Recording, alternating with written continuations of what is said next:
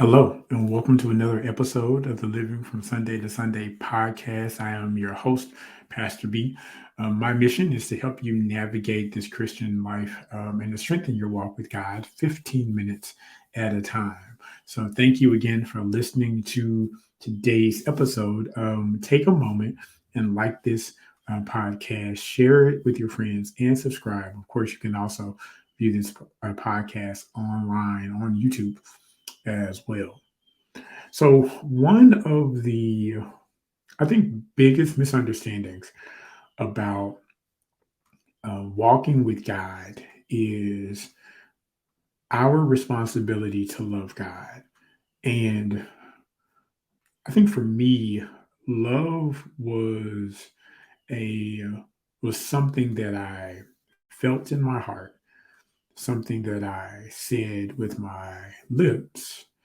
And those two things were pretty easy, right?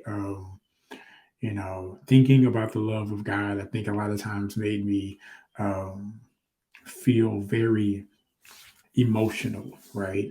In worship, sometimes when you think about how great God has been to us, how much He loves us, that can cause your heart to swell and cause your hands to go up in worship and praise because obviously He's worth it all, right?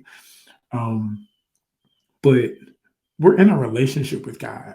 And so, because we're in a relationship with God, love is something that is a two-way street.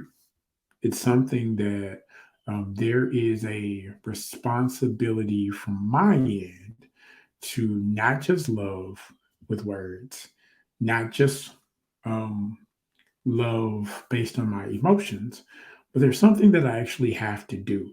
Um, there's never been a time in my life, in my relationships.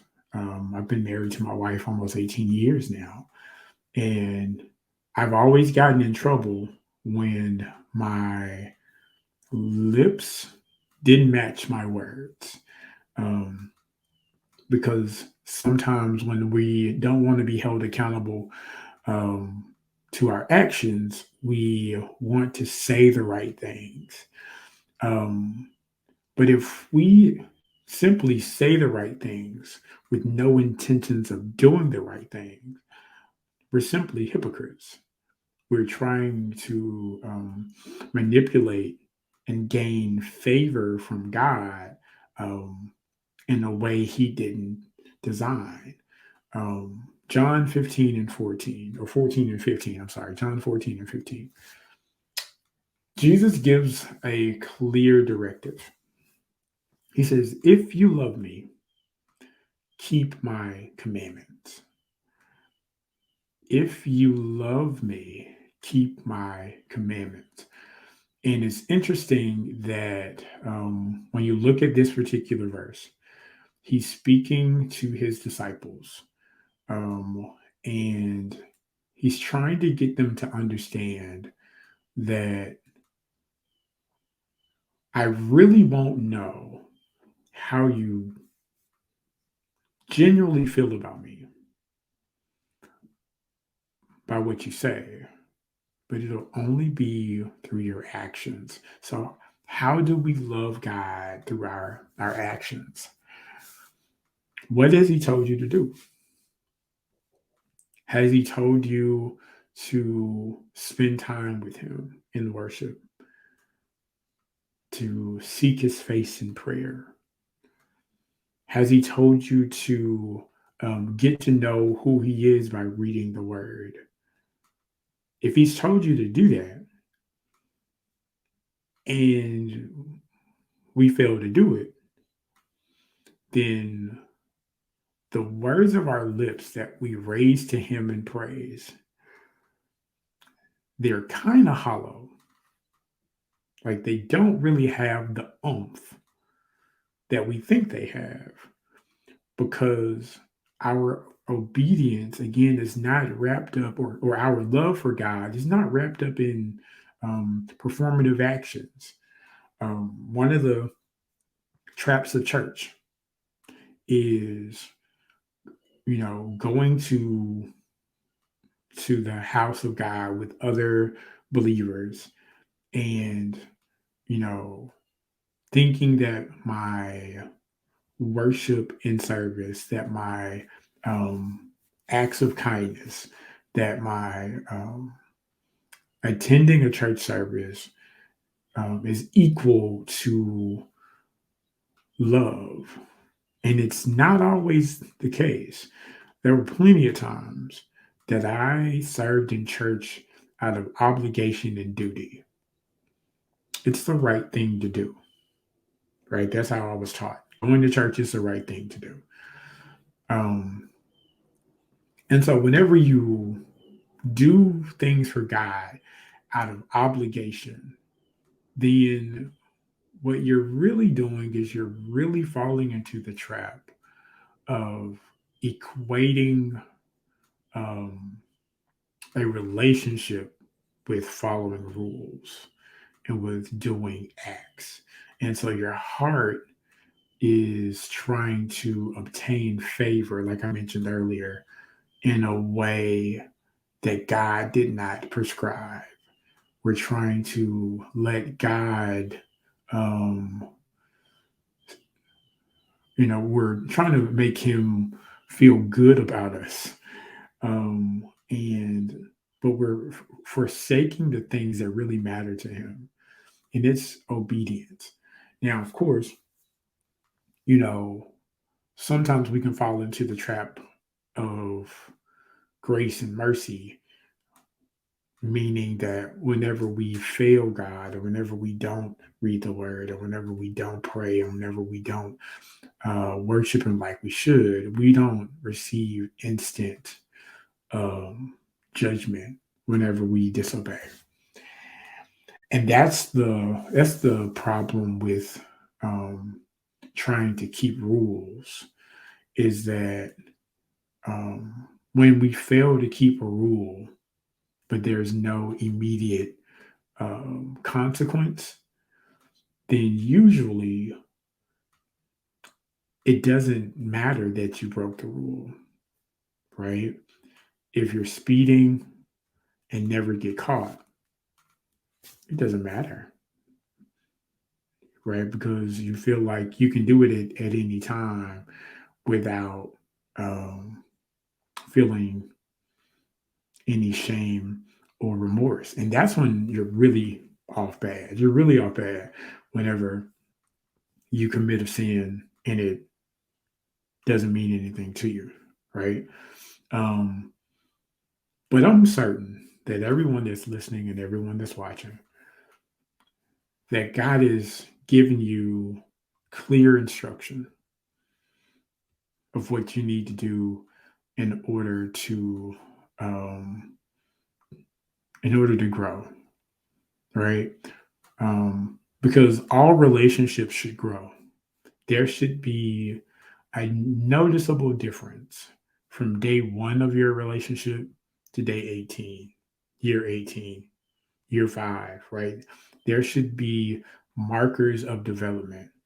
And for some, we choose to be children because being children allows us to rely solely on the Father. The difference between Moses and Joshua is that Moses went on behalf of the people to God every time they messed up.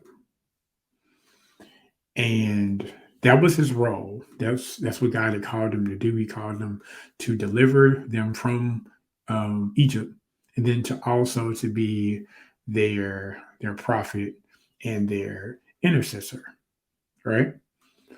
Um, but however, once once the children of Israel crossed over the Jordan and was under new leadership for under Joshua, the instructions kind of changed.